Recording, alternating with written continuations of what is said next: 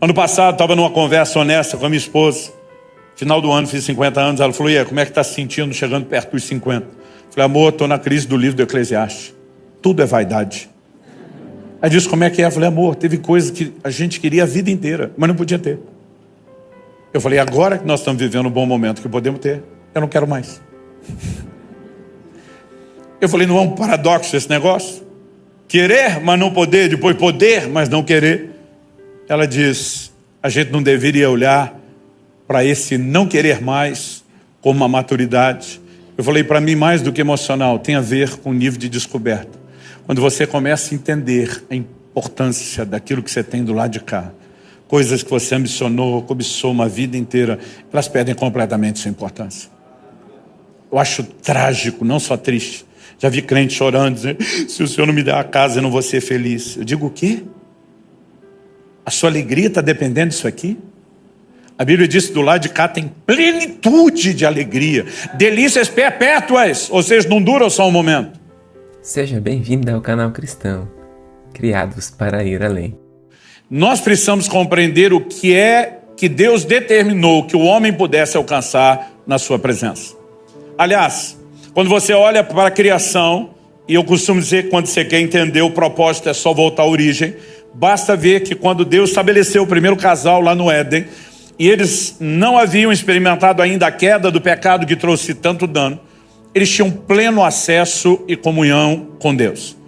Nessa fase, Deus, que proporciona por meio da sua presença a plenitude de alegria e deleites, ele não se opôs que o ser humano tivesse acesso a outros níveis de deleite. Pelo contrário, quando Deus diz para o homem, você pode comer de todas as árvores do jardim.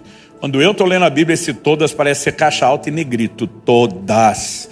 Né? Deus podia ter feito uma única fruta, com uma única cor, com um único cheiro, com um único sabor, com todos os nutrientes que o ser humano precisa, e a gente comeria aquela única fruta o resto da vida só para sobrevivência.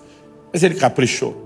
Caprichou na variedade de cores, de sabores, de cheiros, de texturas, né? Frutas sazonais, você fica esperando a estação chegar de novo para ter acesso a ela. E basicamente, quando olhamos para a comida na Bíblia, ela não é apenas para sobrevivência, ela também é para deleite. Nós temos declarações de Deus na Escritura a respeito disso. Mas Deus está dizendo, mas há um limite que vocês não podem ultrapassar. Se vocês tentarem acessar um outro tipo de fruto, um outro tipo de prazer, deleite, realização que os roube de mim, vai dar ruim. Então nós percebemos um Deus que não se opôs que o homem tivesse outras alegrias, desde que elas fossem complementares, mas não substitutas daquilo que ele oferece. Nós vemos Deus olhando para o homem que tem ainda plena comunhão consigo antes da queda e dizendo, não é bom que o homem esteja só, porque Deus não queria supri-lo apenas no nível espiritual. Ele diz, vou lhe presentear com a companheira. Ela vai trazer deleite e preenchimento, não apenas emocional, mas inclusive deleite físico. O tempo todo a mensagem de Deus é, eu não me importo, eu até quero e ofereço outras alegrias. Mas cuide, para que elas não desconectem você de mim. Infelizmente, o homem não deu ouvidos à voz de Deus. E essa busca por outros interesses traz o comprometimento do acesso à plenitude de alegria. Então nós temos a queda, o processo de redenção entra em operação, vai sendo construído progressivamente ao longo de todo o Antigo Testamento, até chegarmos a essa declaração de Davi, do Salmo 16:11. Davi foi um homem diferenciado para a sua época. E quando eu falo da sua época, eu não me refiro apenas à sua geração, mas em todo o Antigo Testamento. Você percebe que ele foi chamado de um homem segundo o coração de Deus. Era além de um conquistador debaixo da unção do Espírito, de uma determinação de fé e ousadia impressionante, era um adorador do mais alto nível. Alguém que no Salmo 27:4 faz a seguinte declaração, uma coisa pedi ao Senhor e a buscarei, que eu possa habitar no seu santuário todos os dias, contemplar sua formosura, inquirir no seu santo templo. A palavra traduzida inquirir significa meditar, pesquisar, investigar profundamente. Ele está dizendo para Deus, eu não quero só admirar a sua beleza, fascinado pelo quem o Senhor é, mais do que admiração, eu quero estudar Deus, eu quero entendê-lo. Foi um homem único, diferenciado para o seu tempo. Mas mesmo esse homem, com esse nível de percepção de um Deus que queria levar o homem de volta para o lugar da plenitude de alegria, dessas delícias, e que tem essa percepção pelo Espírito Santo, consegue, num determinado momento da caminhada, trocar isso por um prazer transitório, de uma relação adúltera seguida de um homicídio. É inegável que ele passa um processo de arrependimento e restauração. Mas a pergunta é, o que leva alguém como Adão e Eva, que experimentaram a plenitude de alegria, esse nível de deleites, viver um retrocesso? O que leva alguém como Davi, que já está vivendo nesse lugar, falando dessas declarações, retroceder? E a pergunta não é só essa. A pergunta é, pode acontecer conosco? O que o livro de Hebreus, no capítulo 3, nos versos 12 a 14, diz, tenham cuidado, irmãos. Aqui é uma clara advertência. Para que nenhum de vocês tenha um coração mau e descrente, que o leve a se afastar do Deus vivo. Quem que pode se afastar do Deus vivo? Só quem aproximou primeiro. Aqui a Bíblia está falando de retrocesso. E a advertência segue dizendo, pelo contrário, animem uns aos outros todos os dias, durante o tempo que se chama hoje, a fim de que nenhum de vocês seja endurecido pelo engano do pecado. O que temos nos tornado participantes de Cristo, se, de fato, guardarmos firme até o fim a confiança que desde o princípio tivemos. O que leva alguém a se afastar do Deus vivo, a ter um coração endurecido pelo pecado, a não levar em conta inúmeras advertências. Essa é uma de muitas, só no livro de Hebreus, o que diz em toda a Bíblia. Na verdade, eu acredito que nós precisamos parar e questionar como se perde a sensibilidade para com Deus a ponto de viver um retrocesso. E esse tipo de questionamento não é porque queremos viver o retrocesso, é porque entender isso nos ajuda a evitá-lo, traz uma atitude de prevenção. No ano passado eu fiz uma promessa à igreja pastorei lá em Curitiba e acabei fazendo a vocês aqui, que depois de lá é o lugar que eu mais congrego. Eu prometi duas coisas lá e eu repeti isso aqui porque eu falei várias vezes do assunto ano passado. Primeiro, eu disse ao meu povo, vocês vão me ver jejuar como nunca antes, por conta de um entendimento que Deus tem trazido. E eu falei, segundo, eu vou perturbar vocês, ensinando a respeito do assunto. E no início desse ano eu fui lá renovar a promessa diante do meu povo. Falei, para quem acha que expirou no ano passado, estou renovando. Está valendo de novo e quero fazer a mesma coisa aqui. O assunto que eu vou pregar hoje não se limita ao jejum. O tema da minha mensagem é como preservar a sensibilidade para com Deus, ou preservando a sensibilidade para com Deus. No entanto, apesar de não se limitar a isso, eu preciso mexer no assunto de jejum para não apenas ilustrar, te mostrar como Deus me trouxe esse assunto à tona e deixar um gancho pronto para lá no final dar um arrematezinho ligado ao assunto. No ano passado eu estava num segundo jejum prolongado que eu fiz no ano, e um homem de Deus que eu respeito e admiro muito dessa nação, um gigante espiritual, nós estávamos juntos no evento por vários dias, eu não consegui esconder dele que estava jejuando. Vamos almoçar hoje, Subirá. Falei, olha, eu posso sentar comer, mas posso sentar conversar, mas não estou comendo. Né? E à noite? Falei, também não, mas vale o tempo de comunhão, a mesa. Né? Daí ele, não, então vamos deixar para amanhã cedo. Falei, então, o café também não. Ele falou, pelo menos ao almoço. Falei, também não. Ele falou, vamos logo para o assunto. Até onde vai esse jejum? Falei, vai demorar um pouco. Aí ele olhou para mim e falou, mas quanto tempo você já está? Eu falei, já faz um tempo. Né? E mesmo eu tentando ser evasivo, ele falou, Luciano, desculpa perguntar. Você está entre as pessoas que eu conheço, talvez mais jejue, que talvez mais ensine sobre o assunto. Ele já tinha lido o meu livro. Ele falou, posso te fazer algumas perguntas? Eu falei, pode. E uma pergunta dele me trouxe assim uma reflexão diferenciada. Ele falou, o que tem te levado a se dedicar tanto ao jejum ultimamente? Eu falei, pastor, se o senhor me perguntasse isso lá nos meus 18 anos de idade, ou mesmo há década e pouco atrás, minha resposta de prontidão seria o sobrenatural. Eu queria romper, eu queria experiências maiores, eu queria avançar no ministério, não apenas na força do braço, mas vendo a mão de Deus. E eu confesso que o jejum tem sido uma ferramenta tremenda para isso. Mas hoje, o entendimento que Deus tem me trazido, minha resposta é completamente diferente. Ele falou, qual é a de hoje? Eu falei, a de hoje é a capacidade de perceber os deleites espirituais de uma forma diferenciada. Ele fez uma cara de pensativo e disse, me explique mais isso. Eu falei, para te explicar, eu vou te contar um caso verdadeiro que vai servir de alegoria, de ilustração. Falei, recentemente, nesse mesmo jejum prolongado, Um grupo de pastores onde eu estava ministrando saiu do evento, iriam para o almoço, e aquela conversa do reino de Deus, do mover de Deus, da Bíblia ia continuar. Falei, gente, estou indo. Os caras, não, você está jejuando, vai para o hotel. Falei, eu prefiro essa conversa do que ficar longe. Falei, estou indo com vocês. Não, mas você não está comendo. Falei, o quê? Hoje vai ser um banquete. Falei, vai ser água com gás com limão, em vez de só água. Todo mundo riu e nós fomos para lá. No momento em que eu cheguei, pedi ao garçom, falei, você pode me mandar um pouquinho de limão espremido? Claro. Daqui a pouco ele bota um copo grande, não tanto quanto esse, mas parecido, quase tão cheio quanto esse de limão. Eu olhei e estranhei. Normalmente você pede limão, em qualquer restaurante a medida parece econômica. Vem um dedinho, 2. Eu vi aquele copo todo e pensei, acho que ele não entendeu o que eu pedi. Ele deve ter trazido uma limonada. Então, curioso, eu fui e dei uma beliscadinha, uma provada, né, para quem diz que a água não tem gosto, jejuadores discordam, né? Porque à medida que você vai ficando vários dias sem comer, seu paladar vai ficando tão refinado, e é impressionante. Você pega uma água de um pH mais alto, você já sente que ela é mais salobra. Você pega alguns tipos de água, vai olhar no rótulo depois, dito e feito, ela tem um gosto metálico, elas têm muito mais mineral do que outras. E, enfim, você consegue perceber a diferença. E às vezes a mesma marca envasada em estado diferente tem diferença de sabor. Isso vai ficando tão sensível que às vezes você não consegue beber o que precisa no jejum prolongado, que é a água. Então, uma recomendação que jejuadores costumam dar é: põe um pouco de limão na água. Vai melhorar o pH da água, do sangue. Eu não vou te encher com informação técnica, mas eu pedi o limão.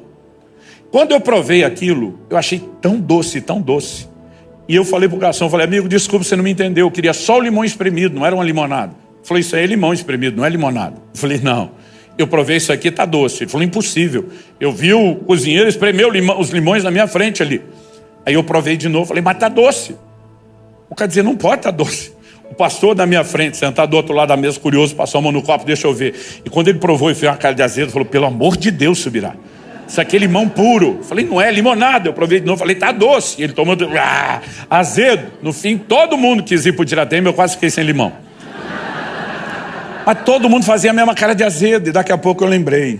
Falei, é o meu paladar. Refinado pelo processo de limpeza do corpo. Que está percebendo a frutose do limão que ninguém percebe. Aí eu falei, para o senhor ter ideia agora de quem viu o doce no limão, tenta entender a minha indignação alguns dias depois. Quando eu sentado em outra mesa com outro grupo de pastores. Um deles, quando terminou de almoçar, pega de sobremesa uma salada de fruta. E ele começa a enchê-la de leite condensado. Eu queria voar por cima da mesa no pescoço dele. Eu queria gritar com ele, esse negócio já é doce, não precisa, perdão da palavra, dessa desgraça do leite condensado. Mas eu lembrei que eu mesmo, durante muitos anos, botava a desgraça do leite condensado na salada de fruta. Por quê? Tão intoxicado de comida errada e de muito açúcar, eu já não conseguia mais perceber o doce da fruta. E eu precisava de um aditivo. Agora, não só com a vida e alimentação diferente, mas longe até da frutose, eu ficava imaginando o quão doce aquilo era e por que aquela criatura estava fazendo aquilo. Quando eu terminei de contar, o pastor já estava balançando a cabeça, tipo, entendi. Falei, o jejum faz com o nosso espírito, a nossa alma, a mesma coisa que ele faz com o paladar.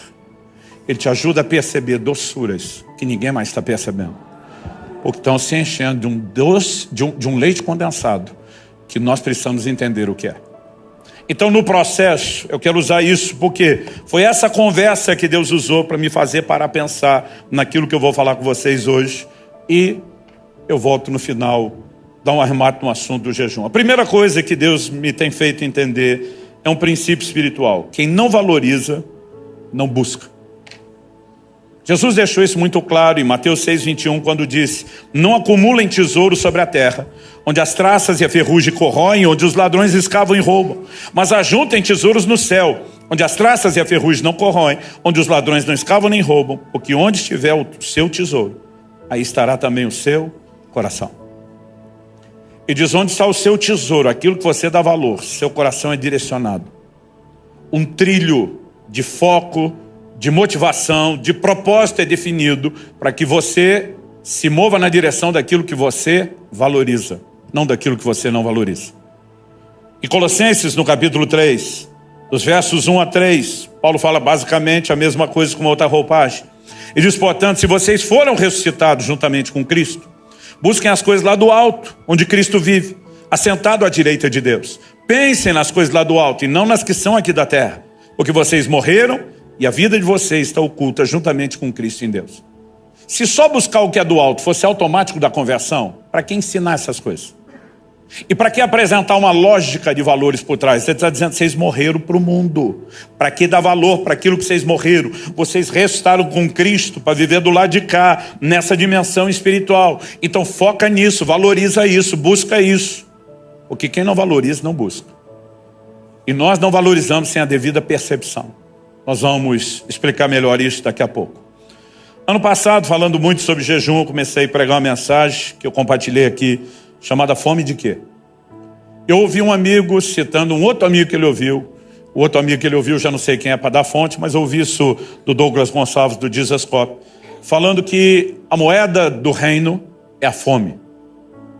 Primeira reação nossa, quando alguém fala da moeda do reino, diz, espera, compra, negociação, e regir contrário.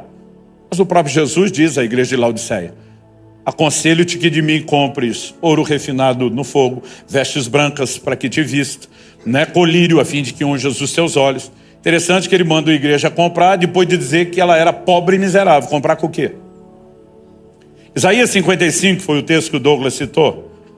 Diz assim, verso 1, todos vocês têm sede, venham às águas. E vocês que não têm dinheiro, venham, comprem e comam. Sim, venham e comprem, sem dinheiro e sem preço, vinho e leite. Comprem sem dinheiro e sem preço. Como é que você compra sem dinheiro? Para quem não tem dinheiro, normalmente a gente fala doação.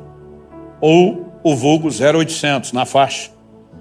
Mas não é uma compra. Como é que compra sem dinheiro e sem preço? Na verdade, eu passei a reformular a frase esse ano. Em vez de dizer que a moeda do reino é a fome, eu vou chamar de o interesse. Porque algumas vezes ela é apresentada como sede, outras como fome, e outras meramente com a questão de dar ou não dar valor. Então ele está dizendo, vocês têm sede, vêm às águas. Isaías 44:3, Deus diz, eu vou derramar água sobre o sedento. Para quem que Deus vai dar água? Para quem não só quer, mas quem vai aproveitar, valorizar e não desperdiçar a água. Depois ele diz, vocês têm fome, venham. Venham atrás do quê? Ele está falando agora de alimento e não só de ser dessedentado, vinho e leite. Aí você vai entender por que é que Jesus diz aos seus apóstolos, não deem pérolas aos porcos. Qual é o contexto? Ele está falando de entregar as coisas espirituais. E se ele deseja que todos se salvem, é lógico que nós temos que pregar para todo mundo. Mas ele está dizendo, coisas de valor não serão recebidas e aproveitadas por quem não demonstra o mínimo de interesse. Sabe, nós podemos ir longe nisso. A minha proposta aqui não é ser exaustiva, é estabelecer um fundamento. Quem não valoriza, não busca. Logo, para buscarmos a Deus, o que é que nós precisamos de valorização? Segundo lugar, segundo princípio, uma pergunta. O que me impede de valorizar mais a Deus? Se quem não valoriza, não busca, nós precisamos valorizá-lo. Mas o que nos impede? No mesmo Mateus 6, de onde tiramos a declaração do verso 21, onde está o seu tesouro, estará o seu coração. 3 versículos depois do 24, falando do mesmo assunto ainda, Jesus diz, ninguém pode servir a dois senhores, porque ou irá odiar um e amar outro, ou irá se dedicar a um e desprezar outro. Vocês não podem servir a Deus e as riquezas. Assim como no primeiro versículo 21, ele fala de acumular, ele está dizendo que o crente não pode ter recurso. Salmo 62:10 diz, se as vossas riquezas aumentam, não ponha nelas o coração. Ele está dizendo que se elas forem o nosso tesouro, nosso coração vai junto. Então, o problema não é o crente ter dinheiro, o problema é quando o dinheiro tem o crente. Agora aqui ele está dizendo, você não pode servir a dois senhores, é por isso que o dinheiro e os recursos materiais na vida do crente tem que ser servo e não senhor. Agora, quando nós passamos a valorizar em demasia algo, a valorização dessas outras coisas vão produzir uma desvalorização de Deus, como se fossem concorrentes, e é impossível você se dedicar aos dois. Em Lucas 8,14, explicando a parábola do semeador, Jesus diz que a semente caiu entre espinhos, são os que ouviram, e no decorrer dos dias foram sufocados com as preocupações, as riquezas e os prazeres dessa vida. E os seus frutos não chegam a amadurecer. Quando a Bíblia fala de prazeres, ela não está falando algo que se defina mera e exclusivamente por aquilo que é ilícito ou pecaminoso. Nós vamos ver que a Bíblia tem definições de prazeres lícitos e ilícitos. Aquilo que é pecado e aquilo que é bênção de Deus, parte do propósito e da criação. Ainda assim, Jesus não falou apenas de prazeres ilícitos. Mesmo os lícitos, dependendo da maneira que nos relacionamos com eles, podem sufocar a ação da palavra de Deus e a consciência espiritual que Deus quer que haja em nós. O que me leva a avaliar com mais intensidade recentemente algumas declarações bíblicas. Em 1 Timóteo 3, ele diz que nos últimos dias as coisas iam piorar. Mas ele não está falando da circunstância. Você olha tudo que ele fala a partir do verso 1, ele só vai descrevendo o comportamento humano. No final da lista, você lê a lista toda, é assustador. No final da lista, ele termina dizendo assim: traidores, atrevidos, convencidos. E quando você lê a lista toda, você pensa, está falando do ímpio. Mas o verso 4 termina com a frase: mais amigos dos prazeres do que amigos de Deus. Ele não está dizendo que a pessoa é inimiga de Deus. Mas ele está dizendo que a amizade de Deus começou a diminuir em detrimento do quê? De alguém que está se tornando mais amigo dos prazeres do que dele. Antes de convertermos, nós éramos inimigos de Deus. Então a Bíblia não está falando do ímpio. Romanos 5 diz que ele nos amou quando éramos seus inimigos. Então a Bíblia está falando de alguém que saiu do estado de inimizade, reconciliado com Deus por meio de Cristo, descobriu não só o perdão, mas comunhão, relacionamento com Deus. Mas agora essa amizade está arrefecendo, porque alguém está sendo mais atraído para cá do que para lá. Onde tendemos a nos inclinar quando falamos de amizade? Aqueles que nos agradam mais. E de alguma forma, quando a pessoa está se tornando mais amigo dos prazeres do que de Deus, ela atribuiu mais valor, encontrou mais aprazimento nessa dimensão do que em Deus. Outro dia alguém falou: não, isso aí está falando do ímpio. Eu falei: não, o ímpio não é amigo do prazer. O ímpio é escravo do prazer. É outra conversa. Tito 3,3, falando da nossa condição antes da conversão, diz: pois nós também no passado éramos insensatos, desobedientes, desgarrados, escravos de todo tipo de paixões e prazeres, vivendo em maldade e inveja, sendo odiados e odiando-nos uns aos outros. O escravo dos prazeres não consegue em nenhum momento sair do lado de cá. Agora, o crente que escapou dessa escravidão e conheceu Deus, às vezes ele pode estar voltando a flertar com algo que não escraviza, mas o distanciou da plenitude, alegria e do lugar de delícias. A Bíblia, quando fala de prazeres, fala em dois aspectos distintos. Ela fala do não crente, mas fala do crente. Por exemplo, Hebreus 11:25 fala que Moisés preferiu ser maltratado junto com o povo de Deus a usufruir os prazeres transitórios do pecado. Todo dia vi alguém falar: pecado não dá prazer. Eu falei: se não desse, ninguém pecava. Só que a Bíblia chama de prazer transitório. É ilusório, é fake, ele te engana, porque ele dura pouco. É muita manchete para pouca notícia. Agora, a Bíblia fala de prazeres numa esfera que é o crente tendo problema. Tiago capítulo 4, verso 1. Ele pergunta: de onde procedem as guerras e brigas que entre vocês? A gente está falando com os crentes. Crente briga? Pode isso, Arnaldo? A questão não é se pode, é que na prática acontece. De onde procedem as guerras e brigas que entre vocês? De onde, senão dos prazeres que estão em conflito dentro de vocês? Ele diz: antes do conflito acontecer do lado de fora, ele começou do lado de dentro. Mas pastor, prazer não dá conflito. Quando você está usufruindo ele, não. Mas a ambição e o desejo por ele gera muito conflito. Conflito com as pessoas, conflito com Deus. Depois de fazer essa pergunta, ele diz: vocês cobiçam e nada têm. Matam e sentem inveja, mas nada podem obter. Vive a lutar e fazer guerras.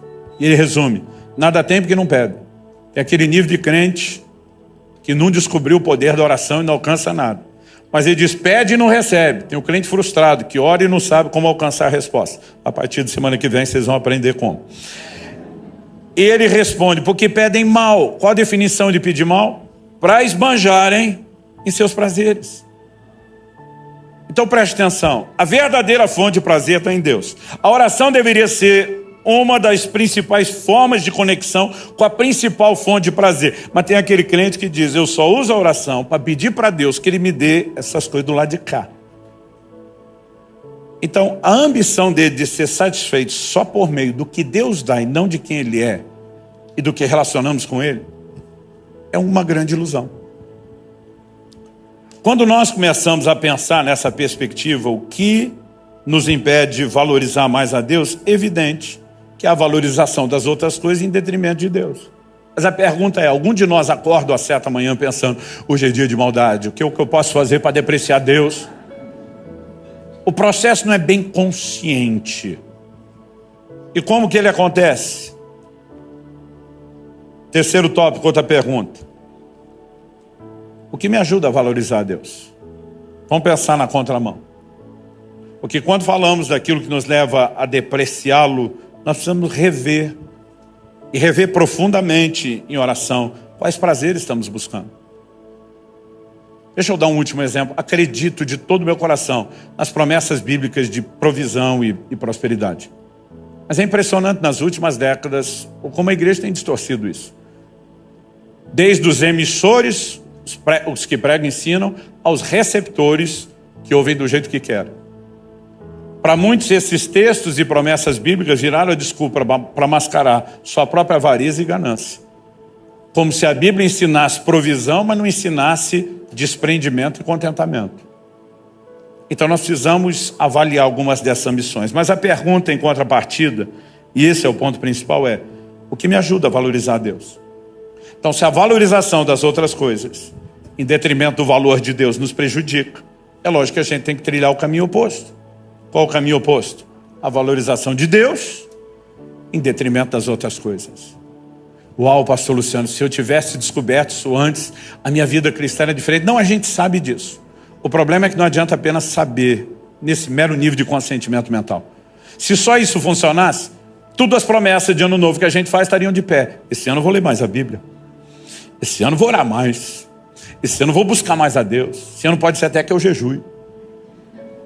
A gente tem aqueles momentos que você diz, eu quero, mas de alguma forma parece que a coisa não engata, não vira. Por quê? Não depende só de você parar e dizer, vou fazer uma equação racional.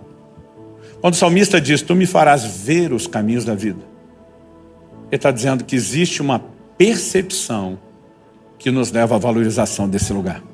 Existe uma descoberta, existe uma revelação. E para isso eu e você precisamos de mais do que apenas tentar comunicar uma informação. Então vamos ver o que Paulo diz em Filipenses 3, 7, 8. E diz, mas o que para mim era lucro, isso considerei perda por causa de Cristo.